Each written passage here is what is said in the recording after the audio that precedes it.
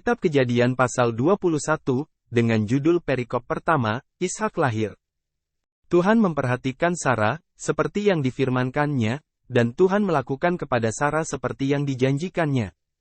Maka mengandunglah Sarah, lalu ia melahirkan seorang anak laki-laki bagi Abraham dalam masa tuanya, pada waktu yang telah ditetapkan, sesuai dengan firman Allah kepadanya.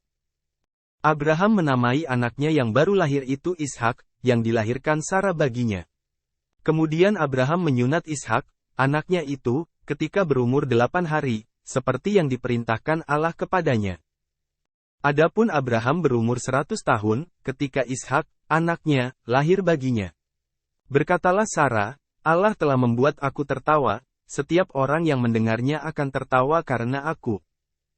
Lagi katanya, siapakah tadinya yang dapat mengatakan kepada Abraham, Sarah menyusui anak? Namun aku telah melahirkan seorang anak laki-laki baginya pada masa tuanya. Judul perikop kedua, Abraham mengusir Hagar dan Ismaek. Bertambah besarlah anak itu dan ia disapi, lalu Abraham mengadakan perjamuan besar pada hari Ishak di sapi itu. Pada waktu itu Sarah melihat, bahwa anak yang dilahirkan Hagar, perempuan Mesir itu bagi Abraham, sedang main dengan Ishak, anaknya sendiri.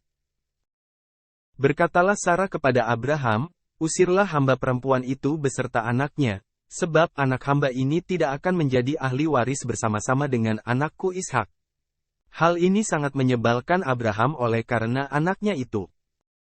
Tetapi Allah berfirman kepada Abraham, janganlah sebal hatimu karena hal anak dan budakmu itu, dalam segala yang dikatakan Sarah kepadamu, haruslah engkau mendengarkannya.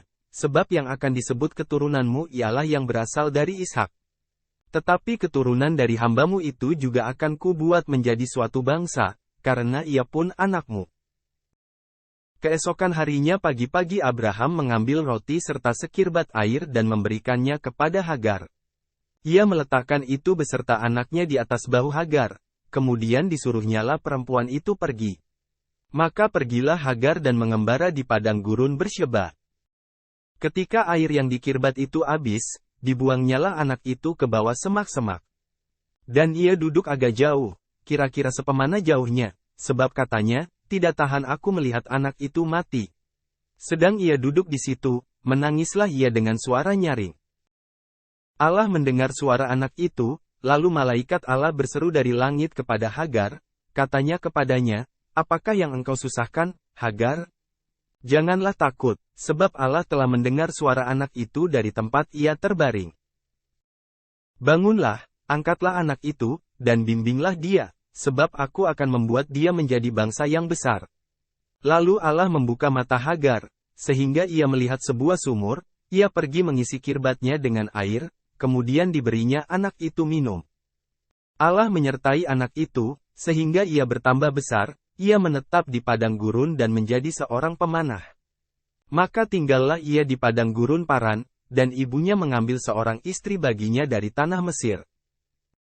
Judul perikop ketiga, Perjanjian Abraham dengan Abimelekh. Pada waktu itu Abimelekh, beserta Pikhol, panglima tentaranya, berkata kepada Abraham, Allah menyertai engkau dalam segala sesuatu yang engkau lakukan. Oleh sebab itu, bersumpahlah kepadaku di sini demi Allah, bahwa engkau tidak akan berlaku curang kepadaku, atau kepada anak-anakku, atau kepada cucu cicitku, sesuai dengan persahabatan yang kulakukan kepadamu, demikianlah harus engkau berlaku kepadaku dan kepada negeri yang kau tinggali sebagai orang asing. Lalu kata Abraham, aku bersumpah. Tetapi Abraham menyesali Abimelekh tentang sebuah sumur yang telah dirampas oleh hamba-hamba Abimelekh. Jawab Abimelekh, aku tidak tahu, siapa yang melakukan hal itu, lagi tidak kau beritahukan kepadaku, dan sampai hari ini belum pula ku dengar. Lalu Abraham mengambil domba dan lembu dan memberikan semuanya itu kepada Abimelekh, kemudian kedua orang itu mengadakan perjanjian. Tetapi Abraham memisahkan 7 anak domba betina dari domba-domba itu. Lalu kata Abimelekh kepada Abraham, untuk apakah ke-7 anak domba yang kau pisahkan ini?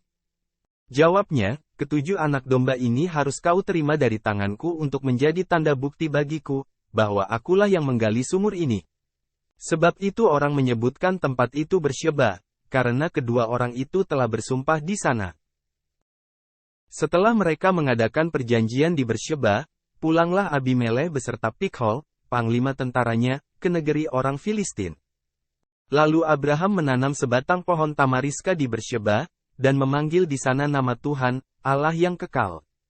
Dan masih lama Abraham tinggal sebagai orang asing di negeri orang Filistin.